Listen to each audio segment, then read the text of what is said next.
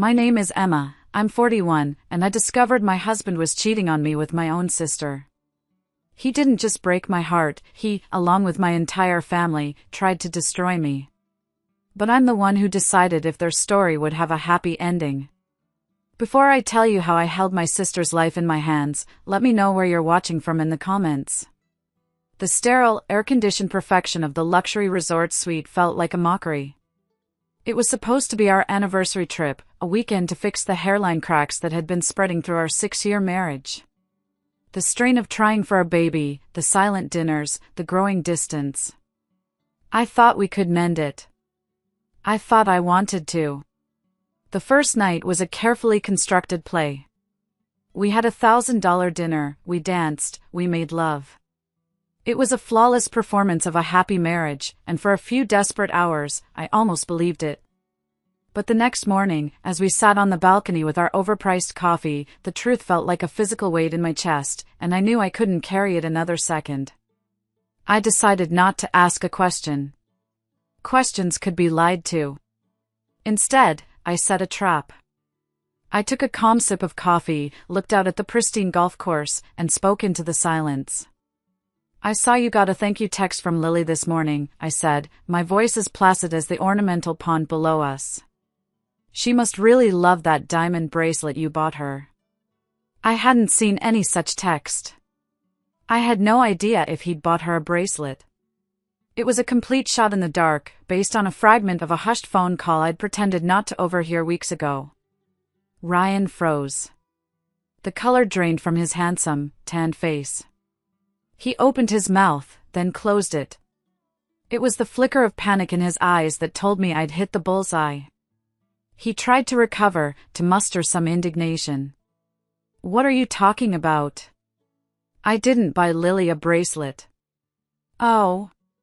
I turned to look at him fully, my expression one of mild curiosity. That's odd. Because she was thanking you for your discreet gift and saying she couldn't wait to wear it somewhere special. It sounded pretty intimate, Ryan. He started to stammer, a string of half-formed denials. No, you must have misread it. It was a work thing. A bonus for her team. I just held his gaze, silent.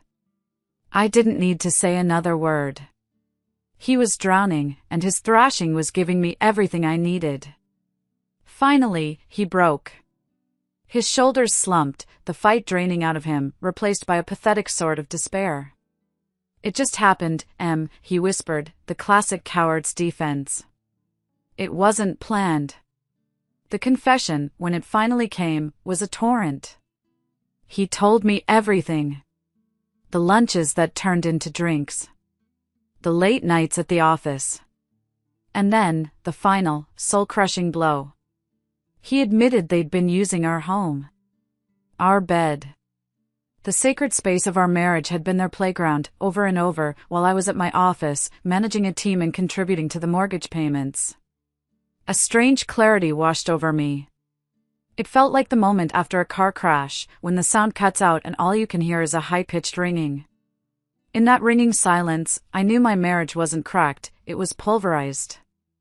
There was nothing left to save. I stood up. I didn't scream, I didn't throw my coffee in his face.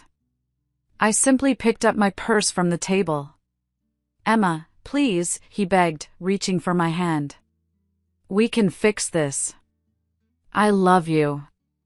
I looked down at his hand, then back at his face, and I felt absolutely nothing. It was the most terrifying and liberating feeling of my life. No, Ryan, I said, my voice devoid of any emotion. You don't. I walked out of that suite, through the pristine lobby that now felt like a tomb, and got in my car. The 3-hour drive home was a silent film of my life playing in reverse. Every memory was now tainted, every sacrifice a bitter joke. How had I not seen it? The truth was, I'd been trained my whole life not to see it. My family operated on a simple, unspoken rule: Lily's happiness was the priority. I was the supporting actress in the movie of her life. When I was 16, my parents bought me an 8-year-old Dodge Neon. It was practical, they'd said. reliable. 2 years later, on Lily's 16th birthday, a shiny, 2-year-old Mitsubishi Eclipse appeared in the driveway, tied with a giant red bow. It wasn't practical. It was a statement. I remembered a painful conversation with my dad when I was 17, begging him to co-sign a small loan so I could afford a better car to get to my part-time job. "Money's tight, Emma," he'd said, sighing. "You need to be more responsible." Years later, when Lily, at 22, had a credit card maxed out, I'd overheard my parents discussing how to pay it off for her, so it wouldn't ruin her credit score. Even worse, when Lily wanted to start a small online boutique that failed within a year, I was the one they'd pressured into co-signing the business loan. When she defaulted, it was my credit that took the hit for years. I paid it off, bit by bit, from my own salary. My responsibility was just a code word for being the family safety net. When Lily had moved back home a year ago, spinning a dramatic tale about her boyfriend Jason leaving her, I'd felt a surge of protective pity. It was me who sat Ryan down in our kitchen, arguing that we should help her. "She's my sister, Ryan. She's got nowhere to go. Getting her a job at your company would be a fresh start." He'd been hesitant. "I don't know, Mixing work and family can get messy." "Please," I'd pushed. "For me." He'd finally agreed, to make me happy. And now, their affair was the price of my misplaced compassion. The inside jokes, the constant texting, his colleague David's awkward warning about seeing them looking cozy at lunch, it all clicked into place with sickening precision. By the time I pulled into my driveway, the grief had burned away, leaving behind a cold, hard resolve. I made 2 calls. The first was to my best friend, Megan. "He confessed," I said, the words tasting like ash. "I'm on my way," she replied instantly. "And listen to me, Emma. Do not talk to your parents first. Call a lawyer. The best one. I'm sending you a number right now." The second call was to that number. It was the moment the old Emma died. The people-pleasing, conflict-avoiding Emma who always put her family first. She was gone. In her place was a woman who was about to burn it all to the ground. An hour later, I walked into my parents' house. They were sitting in their usual spots, my mother Gina sipping tea, my father Jimmy reading the paper. The air was thick with a faint normalcy that made my skin crawl. I stood in the doorway of the living room and laid it all out. The affair. The confession. The bed. My voice was a monotone, a simple reporting of facts. When I finished, my mother set her teacup down with a delicate clink. She didn't look shocked or horrified. She looked annoyed. "Well, Emma," she sighed, as if I'd tracked mud on her clean floor. "Marriage is hard work. And Lily, she's been through so much. She deserves to be happy, too." The casual cruelty of it stole my breath. She deserves to be happy? By destroying my marriage? By sleeping with my husband in my own home?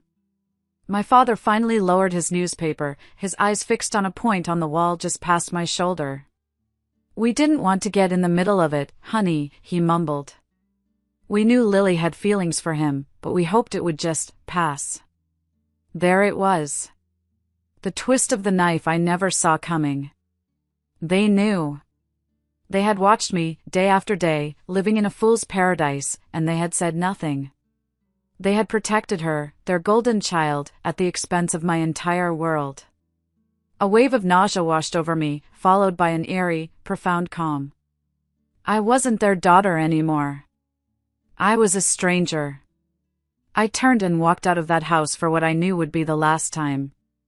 The next few days were an education in just how deep the depravity ran. Within a week, Lily's clothes were in our closet. Then came the public execution. A new Facebook profile picture from Lily, she and Ryan, wrapped in each other's arms on our sofa, smiling blissfully. And she tagged me. The caption was a single, saccharine phrase, "Finally found my true happiness." Minutes later, my phone buzzed with a text from her. OMG, so sorry sis, totally tagged you by accident. No hard feelings, I hope. We can still be a family. I know you'll meet your soulmate someday too. The sheer, breathtaking audacity of it was almost impressive. It wasn't just an affair, it was a hostile takeover, and they were celebrating their victory on my ashes. That text message was the catalyst. The next morning, I was sitting across from Ms. Albright, the divorce attorney Megan had recommended. She was a formidable woman in her 50s with eyes that seemed to see right through to your spine. He thinks we'll just split the assets and I'll walk away quietly, I told her, my voice tight with a rage so cold it felt like ice in my veins. Ms. Albright reviewed the timeline, my notes, the screenshot of the Facebook post. A slow, sharp smile spread across her face. Oh, no, she said. We're not going to be quiet at all. Quiet is what they want. We are going to be loud, strategic, and very, very expensive for them. Her plan was swift and brutal. That afternoon, she filed for divorce on my behalf, along with an emergency motion to freeze all our joint financial accounts, citing marital misconduct and dissipation of assets. She had me open a new bank account in my name only. You are legally entitled to half of the liquid marital assets, she explained. We are securing your half before he and his parasite can spend it. It's not hiding money, it's protecting what is yours. The panicked call from Ryan came less than 24 hours later, just as Ms. Albright had predicted. Emma, what the hell did you do? The credit cards are declined. I can't access the savings account, he yelled into the phone. I held the phone away from my ear, listening to him rant. When he paused for breath, I replied in the calm, detached voice Ms. Albright had coached me to use. All inquiries regarding the dissolution of our marriage can be directed to my attorney. Her number is in the documents you were served with. Do not contact me directly again. Then I hung up. Their next move was to try and keep the house. It was my mother's idea, I was sure of it. They envisioned a life where they simply slotted Lily into my place. But they underestimated Ms. Albright.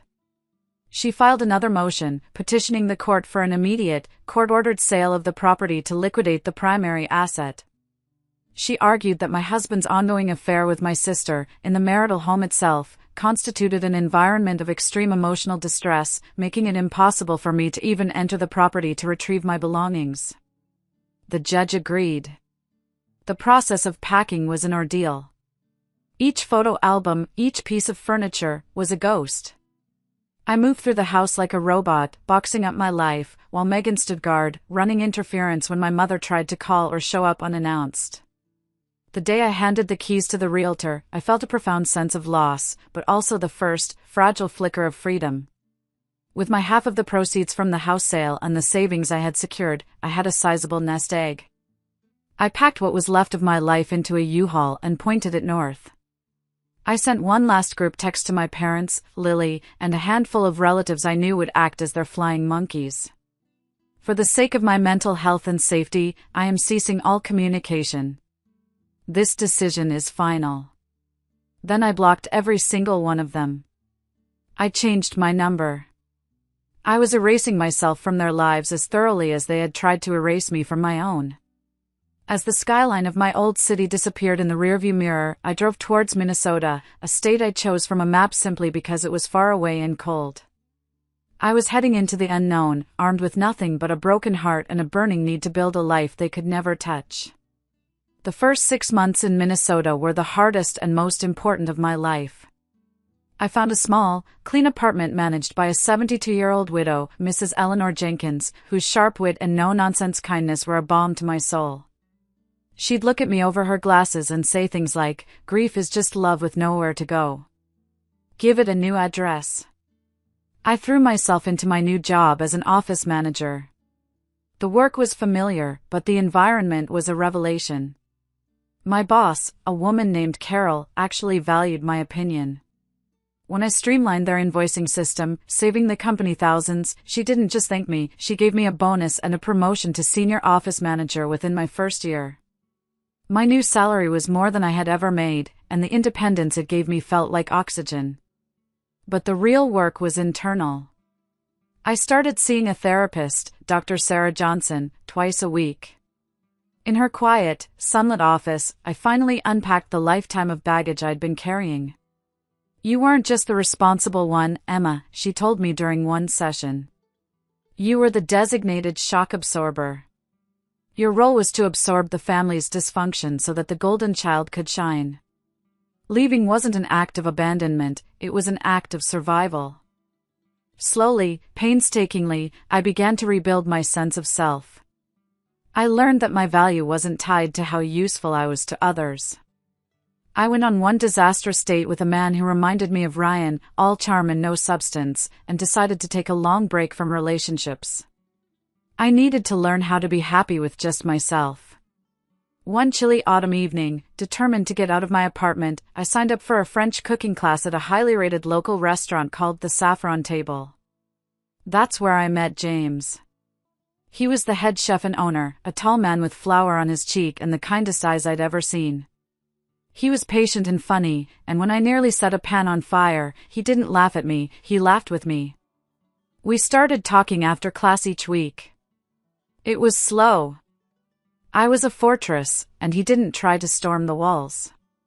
He just sat outside and talked, bringing me coffee. One night, I finally told him a little about my past, about a bad divorce. He nodded, his expression unreadable. Then he told me about his. A few years prior, his best friend and business partner had methodically embezzled nearly all the money from their first restaurant, almost destroying him financially and emotionally. "It's a different kind of pain," he said, looking me straight in the eye, "when the person who stabs you in the back is someone you handed the knife to." In that moment, I felt the first real crack in my defenses. He understood. He wasn't just being nice, he got it. Our relationship bloomed cautiously, then all at once. He was everything Ryan wasn't: honest, dependable, and utterly without pretense. When he introduced me to his family, I was terrified. But they weren't like my family. They were loud, loving, and embraced me instantly. His mother, Martha, hugged me and said, "Any friend of James's is family here." I almost cried right there in her kitchen. Just as my new life began to feel solid and real, a ghost from the past appeared. A thick, cream-colored envelope with my mother's handwriting on it was forwarded from my old address. A wedding invitation. Ryan and Lily. Inside was a handwritten note from my mother, dripping with manipulative sentimentality, talking about how families forgive and how Lily wanted me as a bridesmaid. The rage was so intense it made me dizzy. I found out from my Aunt Patricia, the only family member I'd kept in touch with, that my cousin Tina had given them my forwarding address. I called Tina, told her she was dead to me, and blocked her number. I tore the invitation into tiny pieces and threw them in the trash. For years after I'd fled, I was a different woman. I was engaged to James. I was helping him run his now booming business, and we were looking at opening a second location. My life was full of love and respect. Then, on a Tuesday evening, Ryan showed up on my doorstep. He looked haggard. The expensive suit was rumpled, and the confidence was gone, replaced by a desperate, rehearsed speech. He and Lily were divorcing. She'd cheated on him repeatedly and burned through all his money. He claimed he wanted closure, that he'd never stopped loving me. I listened to his entire pathetic story without saying a word. He was broke. He was alone. Lily had bled him dry, just as he and my family had tried to bleed me dry. He wasn't looking for closure, he was looking for a lifeline. He was testing the waters to see if the old, reliable Emma was still in there somewhere. When he was finished, I gave him a small, pitying smile. "That's a sad story, Ryan," I said, my voice gentle. "Here's what's going to happen now. You are going to turn around, walk away from my home, and you are never going to contact me again. If you do, the next person you'll be speaking to is a police officer, followed by my lawyer. Is that clear?" The shock on his face was immensely satisfying. He saw a stranger, a woman he didn't recognize, and it terrified him. He stumbled away, and as I closed and locked the door, I felt the last, lingering ghost of my past life finally evaporate. I was free. Or so I thought. 9 years. I was granted 9 years of blissful, uninterrupted peace. In that time, my life blossomed in ways I had never imagined possible. James and I were married in a simple ceremony in our beautiful backyard, surrounded by our chosen family. I became a mother. Our son, Leo, was now 6, and our daughter, Clara, was a whirlwind of a 2-year-old. I had become a full partner in our restaurant business, which now had 2 successful locations. We weren't just comfortable, we were successful. We had investments, a healthy college fund for the kids, and a life filled with laughter and genuine love. The past was a distant, faded scar. Then, the emails started. They were insidious, slipping through the cracks of my carefully constructed peace. They came to the general inquiry address on our restaurant's website, a desperate digital message in a bottle. The first few were from my mother, Gina. "Emma, I know you hate us, but this is a life-or-death emergency. Please, I'm begging you." I deleted them.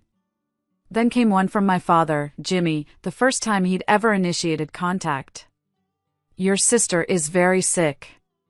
Please call." I deleted that, too. But they were relentless. After weeks of their digital haunting, I finally told James. He listened patiently, his hand covering mine on the kitchen table. "You don't owe them a single thing, Em," he said, his voice firm.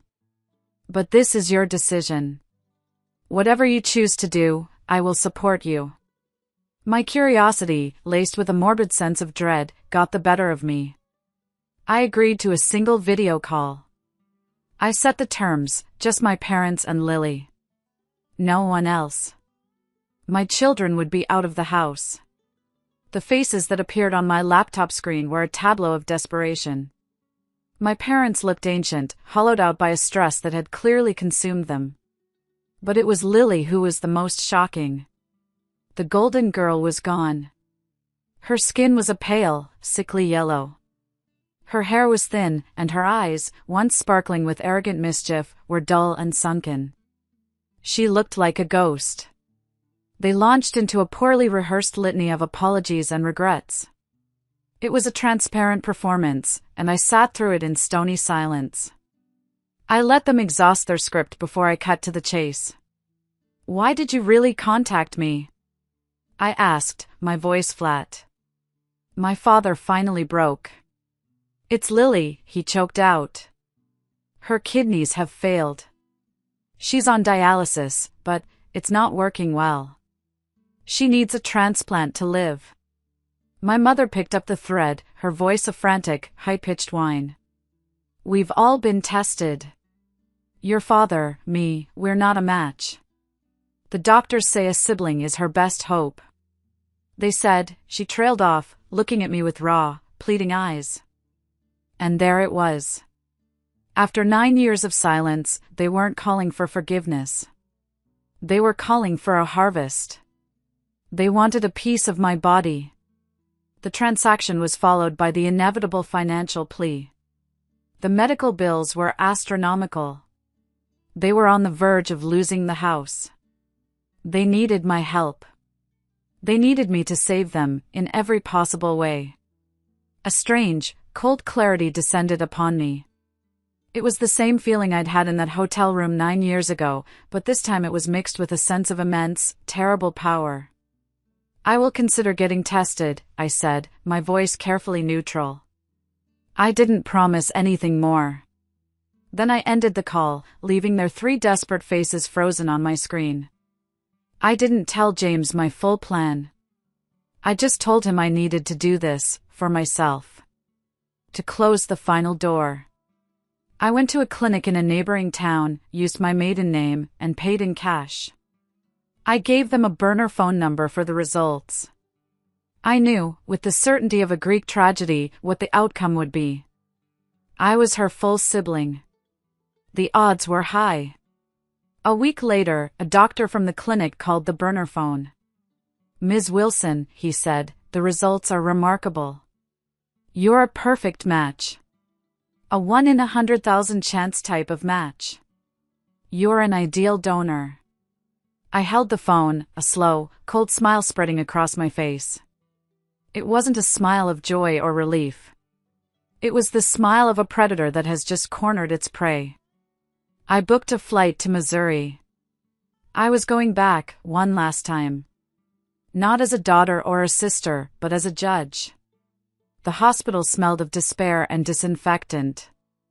I bypassed the waiting room and went directly to a prearranged meeting with the transplant coordinator, a kind-faced man named Mr. Henderson. He walked me through the procedure, the risks, the recovery time. He emphasized, several times, what a phenomenal gift I would be giving my sister. He told me that without a transplant, her life expectancy was less than 6 months. I had requested that my family be present for my final decision. We met in a sterile, windowless family consultation room. My parents sat on one side of the small table, looking tense and hopeful. Lily was wheeled in by a nurse. She was attached to a portable foredrip, and she looked even more fragile than she had on the video call. She wouldn't meet my eyes. Mr. Henderson began the meeting with professional optimism. So, we are all here to discuss the next steps in this wonderful journey of donation. I held up a hand, politely but firmly cutting him off. Mr. Henderson, thank you. But before we discuss any procedures, I need to speak to my family. Alone. He looked surprised, but he nodded and quietly excused himself and the nurse, closing the door behind him. The silence they left behind was thick and heavy with unspoken history. My mother started to cry, the soft, manipulative tears I knew so well. Oh, Emma, thank you. We knew you'd do the right thing. I ignored her. My focus was entirely on Lily. I moved my chair so I was directly in front of her, our knees almost touching. I reached out and took her limp, cold hand in mine. Look at me, Lily, I commanded, my voice low and soft. Her eyes, filled with fear and a flicker of hope, finally met mine. I want to be perfectly clear, I began, my voice never rising above a conversational tone. I came all this way. I took the tests. And the doctor called me. He said it was a 1 in 100,000 chance. He said I am a perfect match. A collective, audible sigh of relief came from my parents. A tear of gratitude rolled down Lily's sallow cheek. She squeezed my hand weakly.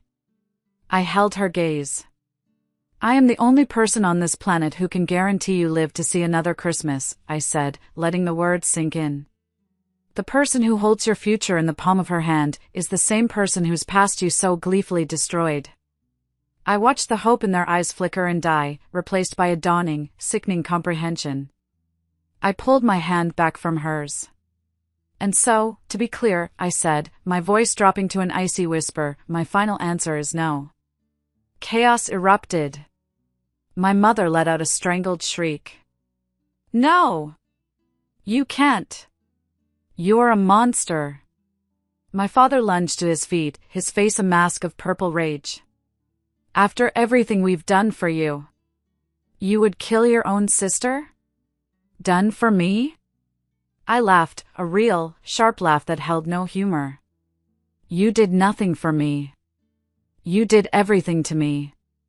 You held me down so she could climb. You silenced me so she could be heard. You broke me so she could be whole. The debt is long past due. I stood up and turned to my parents, who were now both weeping and yelling. And as for your financial troubles? As for the inheritance you're so worried about losing? Let me make you a promise. The only check you will ever receive from me will be to pay for your funeral, and it will come with a legally binding stipulation that your ashes are to be mixed with kitty litter and thrown in a landfill. I walked to the door, their voices a cacophony of rage and begging behind me.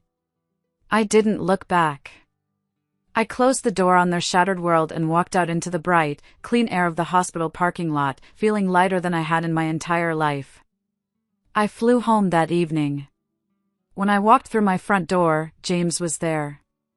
He just opened his arms, and I walked into them, burying my face in his chest. I didn't need to say a word. He held me for a long time. It was over. A few weeks later, we hosted Leo's 7th birthday party in our backyard. The yard was filled with laughter, the smell of barbecue, and the chaotic joy of 20 children running through sprinklers. I watched James help Leo blow out his candles, saw Clara clapping her chubby hands in delight, and was surrounded by the faces of our friends, our real family. Later, as the sun began to set, James's mother, Martha, came and sat beside me. She handed me a glass of wine and put her arm around my shoulder. "I saw you mentoring that new hostess, Maria, the other day," she said. "You've been a wonderful manager, Emma. Getting that promotion to oversee both locations was so deserved." She paused, then looked at me, her eyes full of a warmth that still, after all these years, felt like a miracle. "You are the kindest, strongest woman I know. You are the daughter I always wished I had." The tears that came were not of sorrow or anger, but of overwhelming gratitude. My life wasn't a revenge story. It was a love story. The love of a good man, the love of my beautiful children, the love of a family that had chosen me, and the final, most important love of all, the love I had finally found for myself. Thank you so much for listening to my story. It wasn't easy to share, but I know so many of you have faced your own battles with toxic family members. Let me know in the comments, have you ever had to make a hard decision to choose your own peace over someone else's demands? Your stories give me strength, and I hope mine gives you some, too. Don't forget to like this video and subscribe for more stories. You are not alone.